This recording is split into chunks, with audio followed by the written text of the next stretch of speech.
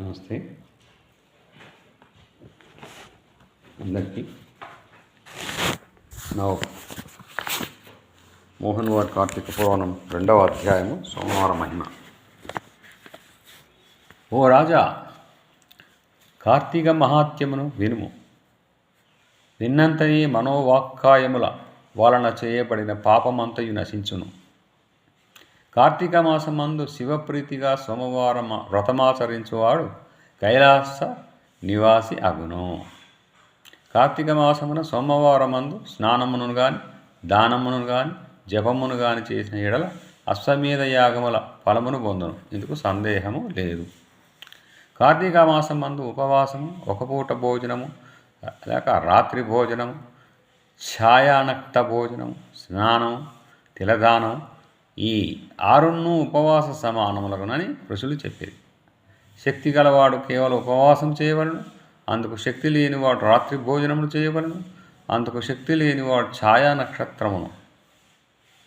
నక్షత్రమును చేయవలను.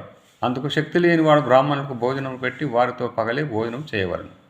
ఛాయానక్తం అనగా సూర్యకాంతి తగ్గిన తర్వాత రెట్టింపు కొలతకు తన నీడ రాగానే పగలే భోజించుట. సాయంకాలం 4:30 గంటలకు భోజించుట ఛాయానక్తమగును.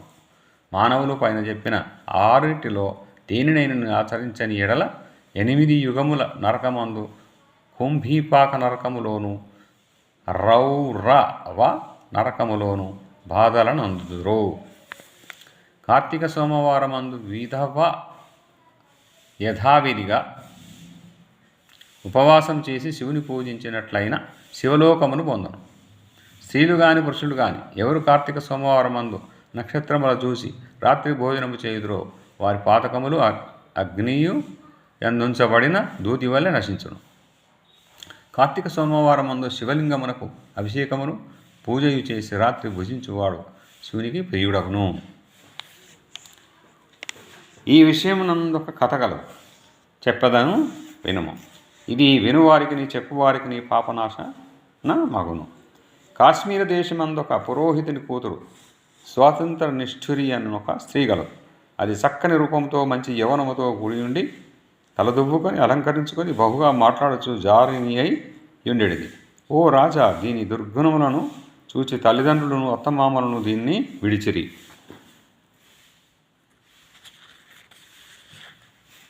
దీని భర్త సౌరాష్ట్ర దేశస్థుడు. అతని పేరు మిత్రశర్మ. అతడు వేదంగా పారంగతుడును, సదాచారవంతుడును, సమస్త భూతములందు దయగలవాడును, అనేక తీర్థములు సేవించిన వాడును, అబద్ధం మాడని వాడును, నిరంతరము దయగల వాడును. భర్త ఇట్టి ఉత్తమ గుణములు కలవాడైనప్పటికీ ఆ దుర్మార్గపు భార్య ఇతని నిత్యము కొట్టుచుండేది. అట్లు నిత్యము దాని చేత దెబ్బలు తినుచు గృహస్థ ధర్మమందు ఉండు కోరిక చేత భార్యను విడవలేక దానితో కష్టపడుచుండేవాడు.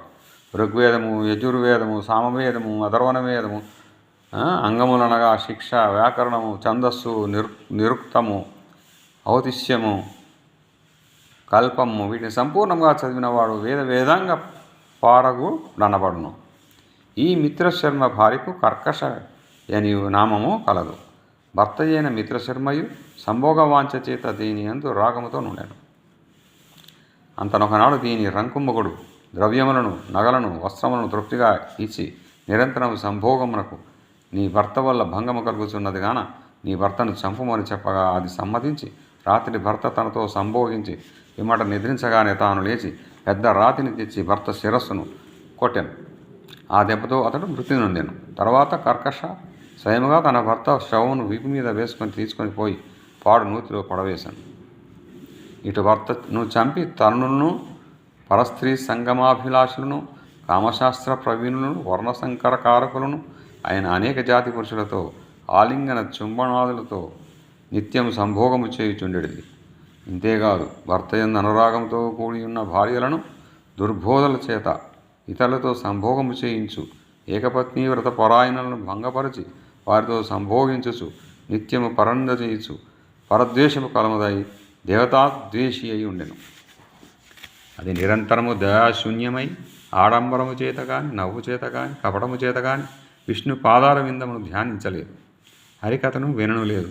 ఇట్లుండగానే దీనికి యవ్వనము పోయి ముసలితనం వచ్చినది. తర్వాత రాచకురుపు వ్యాధి కలిగినది. ఆ కురుపుకు పురుగులు జనించి తర్వాత దుర్గంధంతో కూడినదయ్యను. తర్వాత జారులందరూ రూపవంతులు మదయుక్తులై వచ్చి చూసి విగతాశులై వేసే ఇంటికి వచ్చుట మానివేసిరి. తర్వాత పాపాధిక్యము చేత చాలా బాధ నుండి ఆ వ్రణవ్యాధితోడనే మృతి నందెను.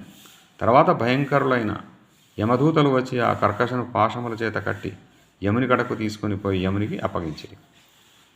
యముడు దానిని చూసి కోపము చేత కల్లెర్ర చేసి దీనిని భయంకరమకు ముళ్లతో కూడినదని ఇనుముతో చేయబడిన స్తంభమును కాల్చి మండుచుండగా ఆలింగనం చేయించుడని కఠినమైన శిక్షను విధించాను. అంత యమాఖ్య మీద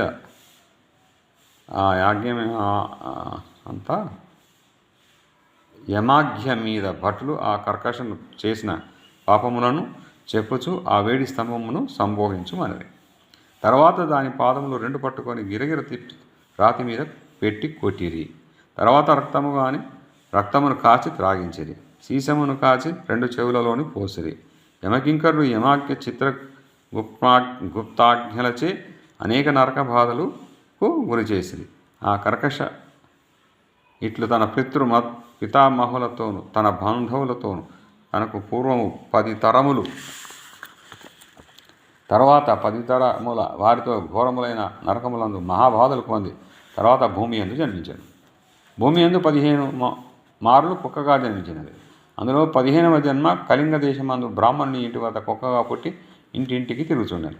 ఇట్లుండగా ఒకప్పుడు ఆ బ్రాహ్మణుడు కార్తీక మాసమందు సోమవారం దినమున పగలంతా ఉపవాసం చేసి గృహమందు శివలింగాభిషేక పూజాదులను చేసి నక్షత్ర మండలమును చూచి గృహమునకు పోయి దేవ నివేదన చేసి పిమ్మట బలిదానము కొరకు బయటకు వచ్చి భూమి మీద బలిని ఉంచి కాళ్ళు కడుగుకొని ఆచమనము చేసి తిరిగి ఇంటిలోకి వెళ్ళాను.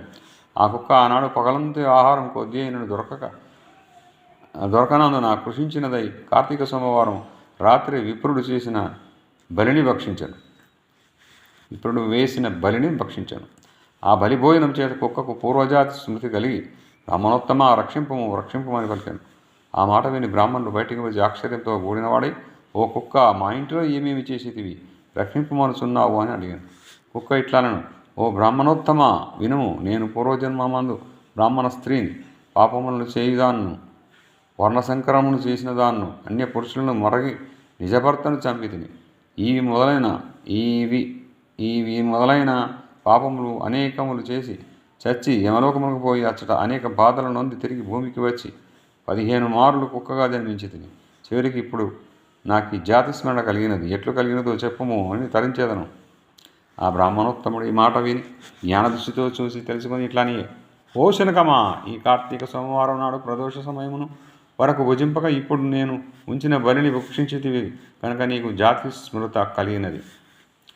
ఆ మాటను విని కుక్క, బ్రాహ్మణోత్తమా, ఈ కుక్క జాతి నుండి నాకెట్లు మోక్షం కలుగునో చెప్పుము అని విప్రుని అడిగాను.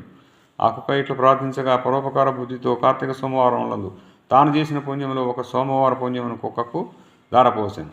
బ్రాహ్మణుడు సోమవార పుణ్యమును ఇయ్యగానే కుక్క దేవుని పిలిచి ప్రకాశించుతున్న శరీరము గలదై ప్రకాశించే వస్త్రములను మూల్యములను ధరించి ఆభరణాలంకృతమై తన పితరులతో కూడా కైలాసములకు పోయి అచ్చట పార్వతీదేవి వలె శివునితో కూడా ఆనందించుచుండెను.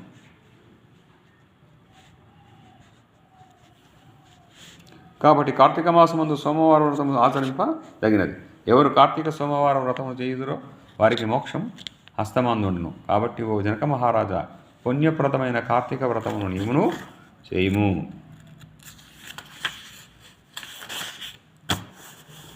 Thank you.